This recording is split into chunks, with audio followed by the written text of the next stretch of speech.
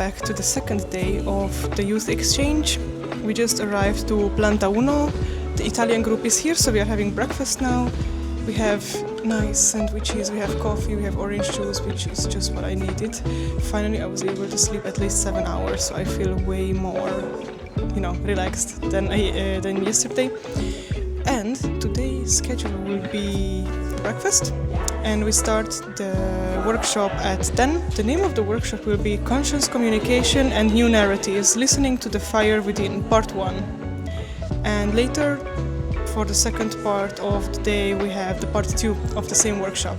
And we have catering in between, we have some nice lunch, but I think this will be super interesting, so I can't wait to tell you how it is.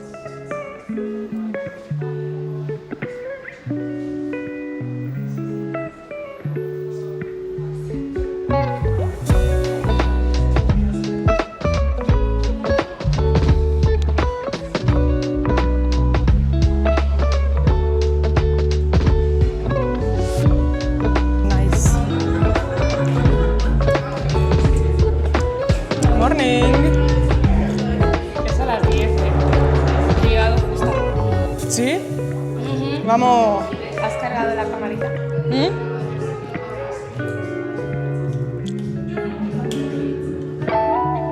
Vamos! I think most of the people arrived. We are having coffee, we are chit-chatting about yesterday, and finally we can start the workshop. And I can't wait. I was finally able to sleep normal 7 hours. And I feel really cute in this outfit. I really hope this workshop will be super interesting because the title is very, it grabs my attention really fast. So I have very high expectations for this workshop. And overall, what I want from today is more knowledge. Today is the second day where we only have workshops. From tomorrow, we will have the actual work to develop the ideas and make the videos. And honestly, yesterday was really intense. I want something that is a bit more chill, but I slept well, I had breakfast, so today I'm not going to be as frustrated as yesterday, but I have high expectations from today. I'm really curious how this is going to turn out.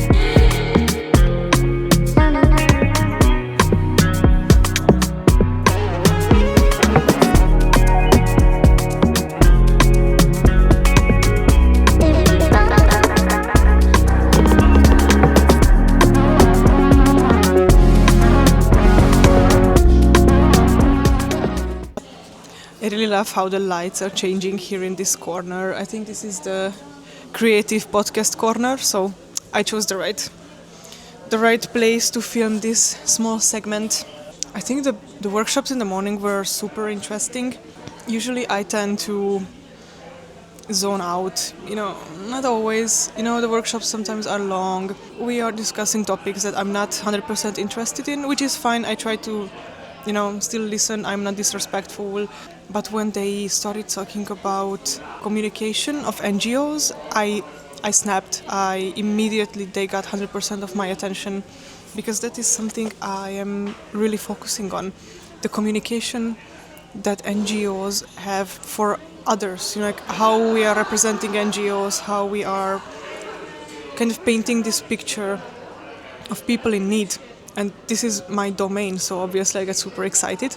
When the question was, what is your first thought? What comes to your mind whenever you see an advertisement or a post or anything from an NGO?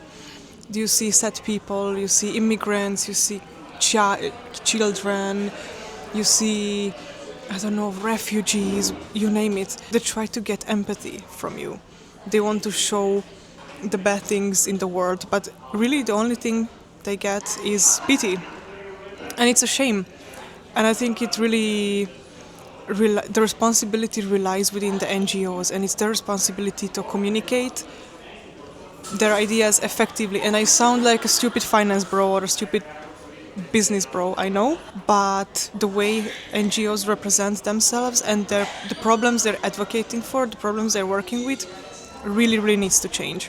So instead of feeling pity, feeling annoyed, we should feel the need to help others instead of feeling helpless. I personally don't like donating money to organizations.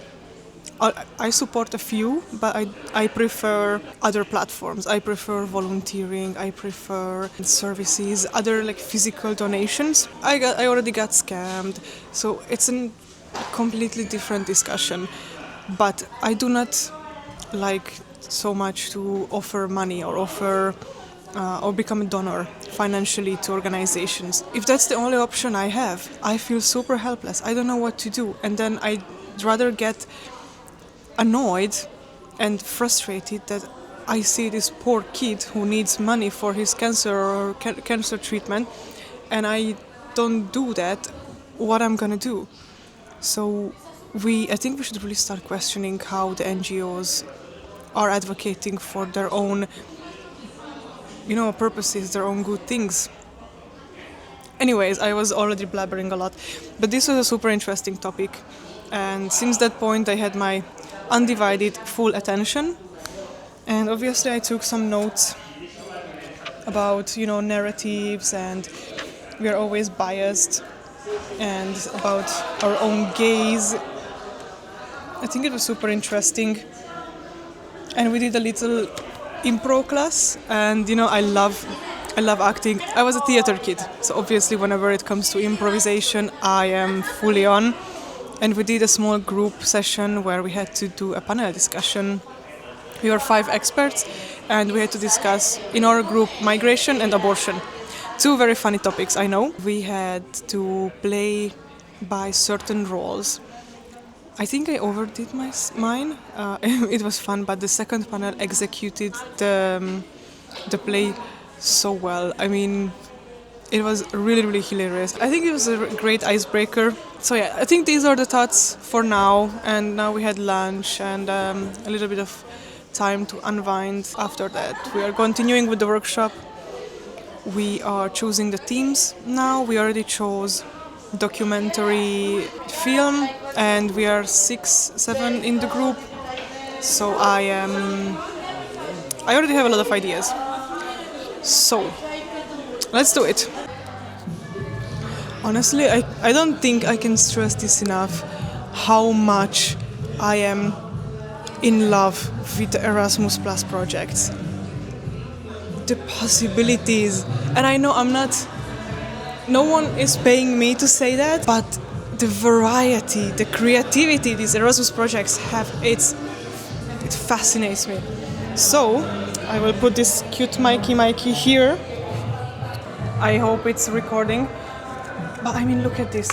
They made a project back in 2023 with, I think the partners were French, Austrian, Spanish, and it's called Segunda Residencia.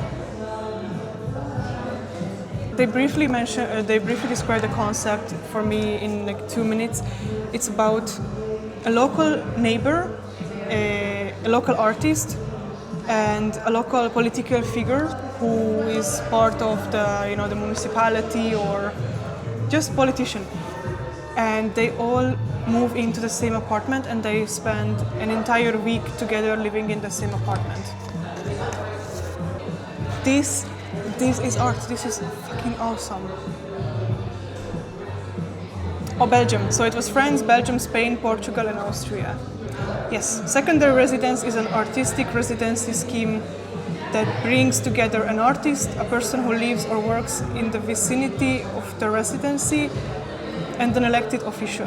They live together in total immersion for a week, spending formal working time together, exploring the neighborhood, meeting local residents, discussing and debating ideas, as well as informal time together as part of everyday life, fostering familiarization within the trio and creating new collaborative methods.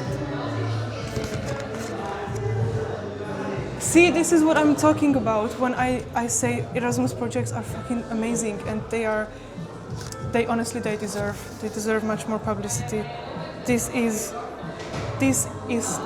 truly something else. These are all the partners. Look at them, the partners, and just look at these are the people here.